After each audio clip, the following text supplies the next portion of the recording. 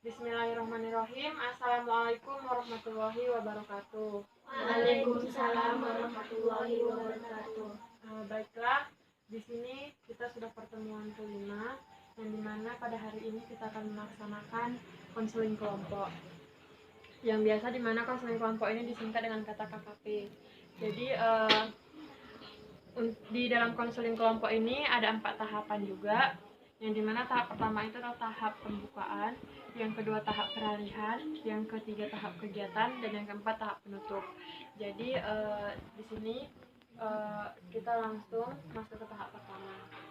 Saya ucapkan terima kasih kepada kalian semua sudah bisa hadir untuk melaksanakan konseling kelompok ini. Dan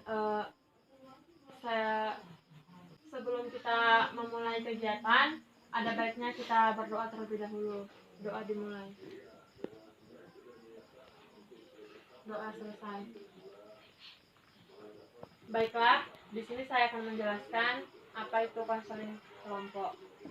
Baiklah, di sini kita masuk ke pengertian konseling kelompok, yang dimana konseling kelompok adalah proses hubungan antara pribadi yang dinamis atau dalam kelompok yang memusatkan pada tingkah laku, sadar dalam mempergunakan fungsi terapi yang bersifat permisif, orientasi realitas, kataris, saling percaya, saling memelihara, saling mengerti, saling menerima, dan saling mendukung. Yang dimana dalam konseling kelompok ini semua anggota itu aktif gitu, semua anggota mengutarakan masalah-masalah yang ada pada dirinya gitu. Jadi konseling kelompok ini juga sering diartikan proses kegiatan dalam kelompok melalui interaksi sosial yang dinamis di antara anggota kelompok untuk membahas masalah yang dialami setiap anggota, sehingga ditemukan arah dan cara pemecahan yang paling tepat gitu. Jadi di sini itu kita semua itu harus berinteraksi gitu, harus ada timbal balik antara konselor dan kliennya gitu. Jadi di konseling kelompok ini terdapat beberapa asas, yang dimana yang pertama itu adalah asas kerahasiaan, yang dimana asas kerahasiaan ini adalah asas yang memang benar-benar harus dilakukan gitu, karena apa yang kalian ungkapkan nanti, apa yang terjadi masalah yang kalian ungkapkan nanti itu bakal kita rahasiakan gitu, tidak bakal keluar. Yang kedua adalah asas keterbukaan, yang dimana setiap anggota kelompok itu mengutarakan masalahnya, dan konselor juga terbuka untuk mengasih solusi ataupun kita pecahkan sama-sama masalah itu gitu. Jadi yang selanjutnya itu adalah asas kegiatan, yang dimana kita ini sama-sama berkegiatan dalamnya, sama-sama berinteraksi, dan akan ada hasil timbal balik dari kita gitu. Adapun manfaat konseling kelompok ini adalah yang pertama, memperoleh pemahaman tentang diri sendiri dan perkembangan identitas diri yang sifatnya unik. Sama seperti bimbingan kelompok juga, bahwasannya sudah dijelaskan bahwasannya manusia itu kita beraneka macam gitu, pasti mempunyai masalah yang berbeda-beda. Yang kedua itu meningkatkan penerimaan diri sendiri, kepercayaan diri, dan penghargaan terhadap diri, agar tercapai pemahaman baru tentang diri sendiri dan lingkungan sekitar. Yang ketiga itu memiliki kesensitifan yang tinggi terhadap kebutuhan dan perasaan orang lain. Yang keempat, memahami kebutuhan dan permasalahan yang dirasakan secara bersama oleh kelompok gitu. Jadinya di saat nanti kita udah sama-sama diskusi, setiap masalah anggota yang satu akan dirasakan juga oleh anggota yang lain. Karena apa? Adanya rasa simpatik ataupun empatik gitu. Jadinya tujuannya itu adalah untuk pengembangan diri kita. Baiklah, sebelum kita memulai, apakah kalian sebagai anggota bersedia untuk mengungkapkan masalah-masalah kalian?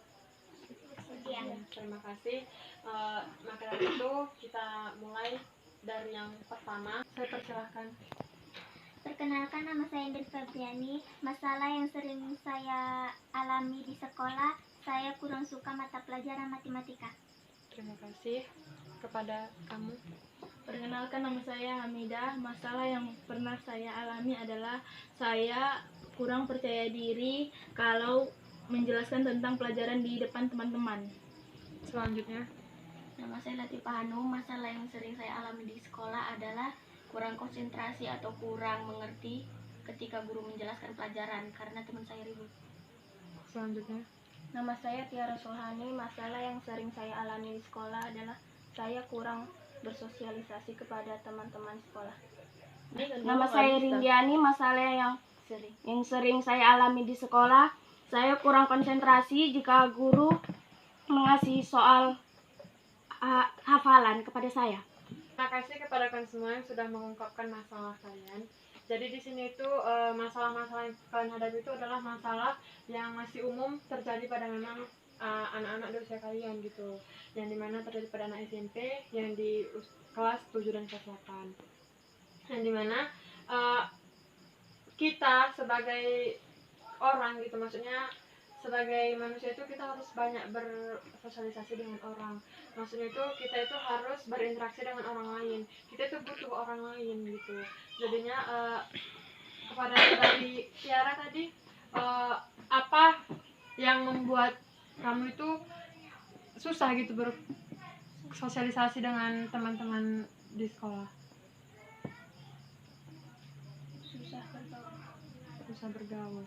Jadi menurut kalian lah anggota di konseling kelompok ini, hal apa yang bisa kita lakukan untuk membuat diri kita itu mudah bergaul dengan orang gitu? Apa kamu bisa ngasih jawaban? Ramah kepada semua orang. Bagus. Siapa lagi? Percaya diri. Tuh, satu percaya diri. Nah, tadi ini percaya diri menyenggol dengan masalah siapa tadi kurang percaya diri? Siapa tadi? Kamu ya? Nah, kamu.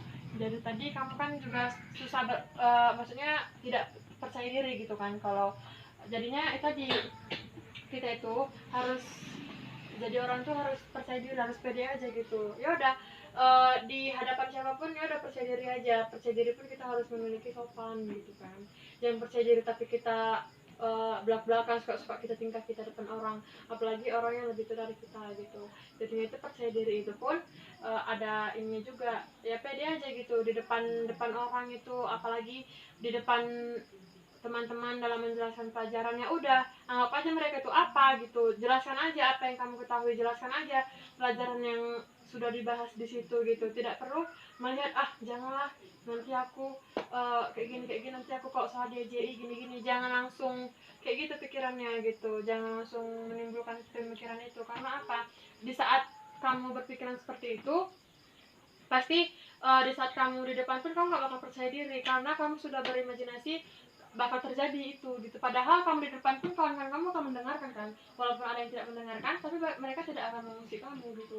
Istilahnya tidak akan mengejek, pendapat kamu salah, ini yang kamu jelaskan itu tidak benar gitu kan, tidak mungkin gitu. Jadinya kembali lagi ke bersosialisasi tadi. Jadi kita itu harus banyak-banyak bersosialisasi dengan orang gitu, karena dimana kita tuh butuh dengan orang lain. Jadi tumbuhkanlah rasa percaya diri gitu. Jangan membuat enggak lah, aku kan orangnya pendiam, aku nggak butuh kawan kok, aku nggak ini kok gitu. Jangan seperti itu gitu. Jadinya banyak-banyaklah bergaul dengan teman gitu. Karena apa, dengan teman pun kita bakal banyak mendapatkan wawasan ataupun pengalaman yang baru gitu.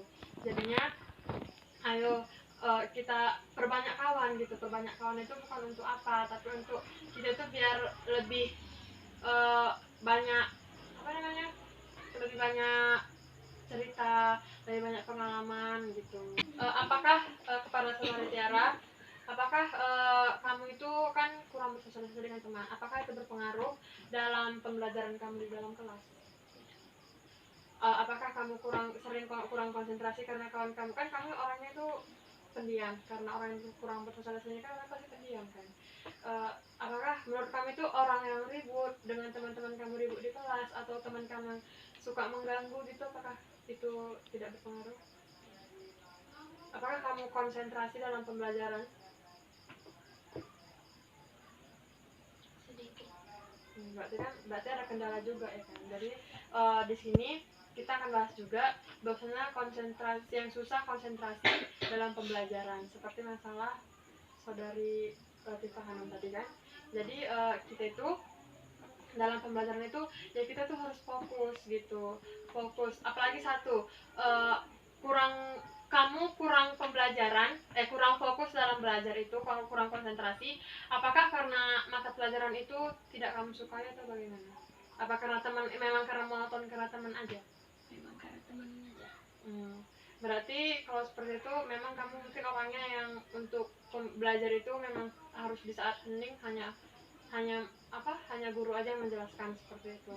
Jadi kalau seperti itu ya kembali kepada diri sendiri juga gitu kan. Ya udah, setelah guru menjelaskan, kalau kamu kurang konsentrasi, tanyakan kembali kepada guru itu kembali gitu.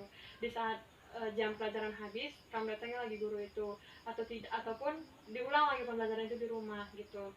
Seperti yang susah menghafal tadi gitu kan.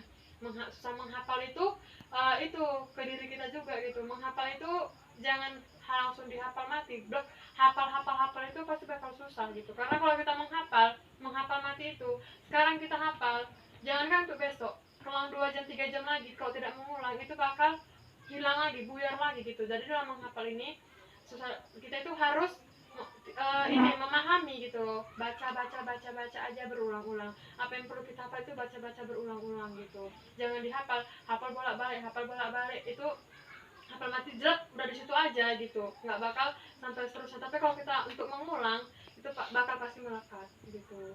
Jadi mungkin karena kita sudah mulai tidak konsentrasi juga ya kan, ada baiknya kita untuk merilekskan badan juga gitu, merilekskan otak. Jadi kita biar lebih memahami lagi, kita game sebentar lah ya. Untuk itu aja, olahraga tangan. Tangannya ke atas, ke samping, ke depan, ke atas lagi. Sudah, mungkin sudah lebih cerah lagi ya mukanya, udah senyum-senyum, udah ketawa-ketawa. Jadinya kita kembali lagi ya, kembali ke permasalahan atau ke topik kita, yang dimana masalah tentang susah bersosialisasi. Jadi untuk saudari Tiara, ayo bangun diri kamu itu untuk lebih bersosialisasi dengan teman-teman, karena hidup ini kita emang harus butuh teman gitu. Jadinya teman untuk bercerita, karena orang yang pendiam itu, maksudnya orang yang tidak suka bersosialisasi itu pasti ya lebih monoton sendiri gitu. Nanti takutnya kamu ada apa-apa tidak ada yang tahu, ataupun ini ada masalah yang kamu hadapi, kamu tidak ada teman untuk bercerita, kamu bisa sakit gitu loh. Sakit, lama-lama sakit, masakan sendiri, beban sendiri, itu bisa ke psikis kamu, maksudnya kejiwaan kamu itu bisa, mental kamu terganggu. Sebelum mengakhiri konseling kita, apa yang kalian rasakan setelah kita melakukan konseling ini? Oleh kamu mungkin. Saya merasakan lega karena sudah menceritakan masalah saya. Pada yang lain? Mungkin itu. Jadi apa yang dapat kalian rasakan dalam BMB 3 konseling kita ini kepada kamu? Saya akan merasa percaya diri dan lebih bersosialisasi kepada orang lain. Kepada yang lain? Ya, Mungkin sampai di sini konseling kita. Sebelum mengakhiri, ada baiknya kita berdoa terlebih dahulu. Doa dimulai.